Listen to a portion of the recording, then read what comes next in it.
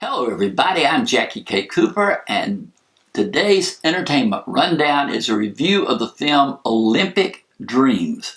Now this movie is just now coming out. You might have to search for it a little bit, but it depends on, if you're an Olympics junkie, just love all things Olympics, then you will enjoy this film because two people, Nick Kroll and then Alexei Pappas, who are the two stars of the film, and then the guy who wrote and directed the film, they got permission to film this movie at the 2018 Winter Olympics in Pyeongchang, Korea.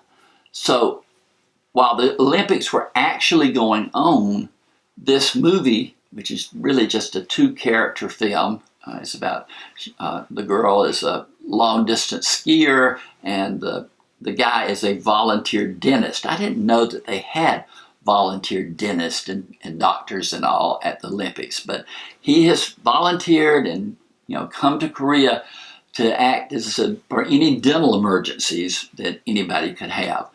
And she's there to compete as the as a long-distance skier. And the whole movie is about them meeting up, the relationship, etc., the friendship, and then they go to different places where the Olympics are taking place. And then there are actual people there participating in the Olympics who kind of, I guess they said, hey, you want to do a scene in a movie, but they play themselves. But they talk about, their sports and what they're doing there, and some of them, two of them particularly, have a fairly, big cameo in the film. But the whole thing comes down to Nick Kroll and Alexei Pappas, two people that you wouldn't be overly familiar with. I remember seeing Nick Kroll in some other movies. I don't remember ever seeing Alexei Pappas in a film. But again, it's just a story of their relationship against the backdrop of all the Olympic events that are coming, taking place. And then it gives it a time period because the Olympics open and the Olympics shut down. And so everything is compressed into that time period that exists. But the film itself, it sounds to me like they, said, okay, we're going to do this scene where she tells the guy her background. And this is basically her background. But you can just say it any way you want to. It doesn't sound like it was scripted per se. I know it says that they worked on the script, etc. But it just seems ad-lib or off the cuff to me. There are some, real pauses, like you're thinking, what should we do next? And then there's some abrupt turns, like they said, okay, we talked about that, but now we need to talk about this, and the transitions into the other area of conversation is not there as much.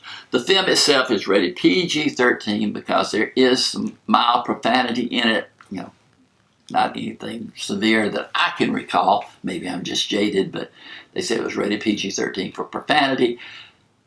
It's interesting because of its locale. The actors themselves don't do anything to really, lift the story up and make it anything more than just a chance meeting under the circumstances of the Olympics. I scored it 4 out of 10. I couldn't even get it up to average. It just didn't fall there. It was below average. Again, it's got a unique aspect because of the Pyeongchang Olympics. But other than that, that's its one claim to fame. So 4 out of 10 for me. But reach down there, hit the subscriber button. Hey, you'd never have known about this movie probably if I hadn't told you about it. Now you could say, oh, I love the Olympics. I want to see that film. So we'll see. But subscribe. We would love to have you on board. But for today, this has been Jackie K. Cooper's Entertainment Rundown with a review of Olympic Dreams.